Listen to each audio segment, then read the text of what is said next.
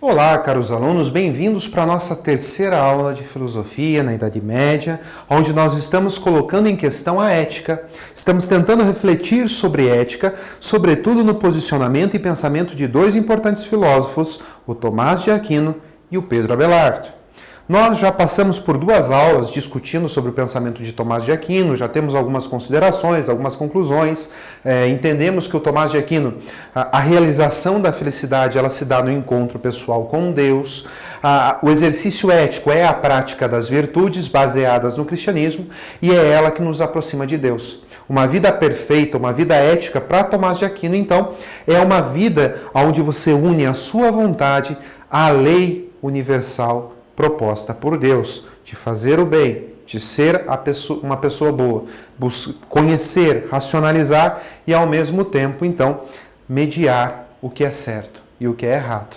Nessa aulinha de hoje, nós vamos propriamente entrar na ética e no pensamento, a ética que provém do pensamento de Pedro Abelardo, um filósofo ali também da Idade Média. Mas antes de começar a falar de Pedro Abelardo, eu queria fazer algumas perguntinhas para vocês. Você já agiu sem pensar? Será que todas as nossas ações passam pelo nosso processo de racionalização? Passam pelo nosso processo de consciência, de pensamento? Ou será que a gente consegue, de repente, tomar uma ação sem pensar? Será que a gente consegue fazer alguma coisa e só pensar no que fez depois? Já julgou alguém sem saber o porquê? Pergunta interessante para que a gente possa refletir. Essas perguntinhas eu realmente queria que vocês parassem a aula 10 minutos para que a gente possa filosofar e não ficar só em conceito. Você já julgou alguém sem saber o porquê? Você consegue dizer se uma ação é boa ou má sem avaliar a sua intenção? Essas três perguntas elas vão ser importantes para o pensamento do Pedro Abelardo, em um momento onde não se questionava muito sobre elas. Eu coloquei ali algumas imagens, né, uma que eu vou explicar para vocês e a outra ali. Imagina que você se coloca no lugar daquele operador que aparece ali na imagem para vocês, no lado direito, e vocês precisam escolher um caminho. Esse trem, é claro que esse exemplo ele é um exemplo fictício, tá?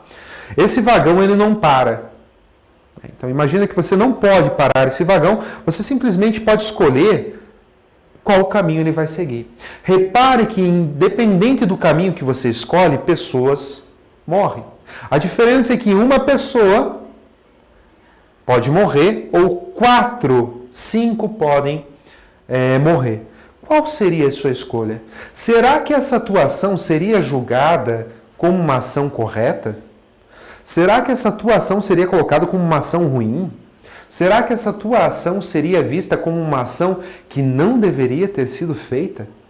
Agora repare que no exemplo que eu coloco para vocês, você não tem escolha.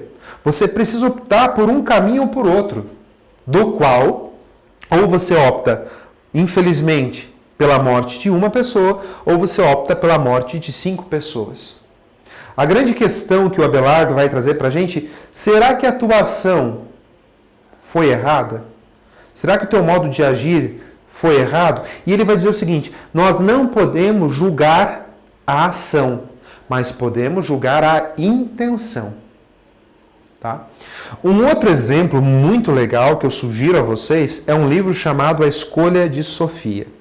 É um filme chamado A Escolha de Sofia. Um nazista chega para uma mãe judia com os seus 2 filhos e dentro do seu sarcasmo ele diz o seguinte, eu vou salvar um dos seus filhos, o outro vai para a câmara de gás com você. Qual você escolhe? Olha só que decisão complicada de se escolher. Olha só que decisão difícil de fazer. A mãe ela se vê na obrigação de escolher ou o filho ou a filha. Como fazer isso? Será que a atitude dessa mãe de escolher o filho ou a filha pode ser considerada errada?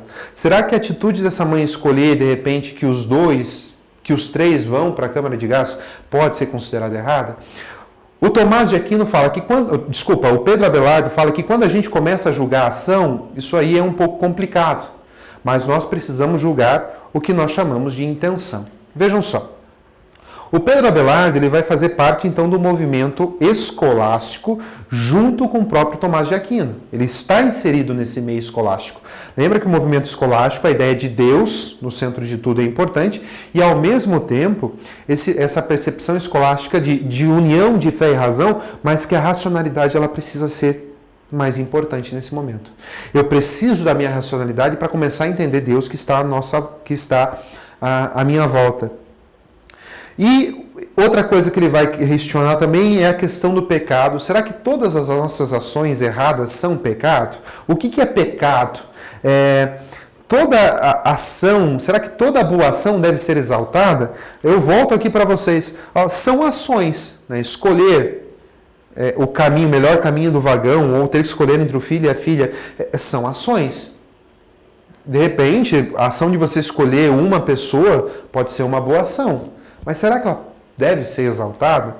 Ou seja, o Pedro Abelardo ele vai se inserir no campo da ética a partir dessas escolhas, a partir dessas ideias. Ou seja, são coisas que nós precisamos pensar. Um exemplo que eu já dei é a escolha de Sofia. Será que a ação daquela mãe que optou pelo filho ou pela filha, não vou dar spoiler, tá? Que optou pelo filho ou pela filha, ela pode ser considerada uma ação ruim? Veja como exemplo das cruzadas, né? O cristianismo que diz que deve se amar o outro, perdoar, que todos nós somos iguais e filhos de Deus, as cruzadas foram um movimento de guerra religioso. Então, até que ponto essa ação ela precisa ser exaltada? E é por isso que o Pedro Abelardo foca muito nessa ação, intenção. Essa palavra ela é crucial para entender o pensamento do Pedro Abelardo. A ideia da intenção para ele, essa sim, então, precisa ser revista. Então ele vai dizer o seguinte, antes de você julgar uma ação, antes de você fazer uma análise, dizer se a ação foi correta ou não, julgue antes a intenção. E um ponto muito forte que ele vai defender é que ninguém pode ser julgado e considerado culpado se agiu sem um conhecimento profundo, sem um consentimento daquilo que fazia. Tá? E ele vai focar também nessa ideia de que nós não podemos avaliar apenas o ato, mas, sobretudo, consultar quem praticou. Vou dar um exemplo claro para vocês. Imagina que você estava na sua escola, no pátio da escola, e de repente você vê do nada uma bola rolando no pátio da escola. Aí, de repente, os seus amigos, as suas amigas pegam a bola e falam, essa bola ela veio lá de fora, vamos devolvê-la? Então, a gente pode arremessá-la pelo muro e, de repente, devolver essa bola de quem veio. E eles falam isso para você e você simplesmente pega a bola, arremessa pelo muro. Só que você descobre que os seus colegas, os seus amigos ou amigas pregaram uma peça em você e essa bola ela não veio lá de fora. Essa bola ela não teve, essa bola era um patrimônio da escola, né, que os alunos simplesmente pegaram e você agora arremessou a bola para fora e essa bola foi furtada, se perdeu. Chega-se então a um julgamento e você é acusado de ter perdido um patrimônio escolar. Você é ou não é culpado? O Pedro Abelardo vai falar, se você julga só a ação, o fato de você ter jogado a bola e ela passado pelo muro, ela ter se perdido, ter sido furtada, sim, você é culpado. Agora, quando eu passo a analisar a intenção que você teve, opa, a coisa muda. Ou seja, a tua intenção não foi destruir ou perder um patrimônio escolar. Você agiu numa boa intenção. Você queria devolver a bola a quem pertencia. Repare que é um exemplo bem banal, mas que é muito profundo na filosofia do Pedro Abelardo. Porque é muito importante que você julgue a intenção. Será que a pessoa que praticou aquela ação errada, ela estava ciente do que estava fazendo? E é aí que ele coloca, então, um fim dentro de todo esse diagnóstico. Analise a intenção. A ação por si só, ela não quer dizer muita coisa. Então, convém que a gente possa começar a avaliar, a entender tudo aquilo que nos cerca. Pessoal, nesse momentinho da aula, eu queria que vocês fossem lá para a página 423 do livro de vocês e que vocês fizessem uma leitura muito profunda.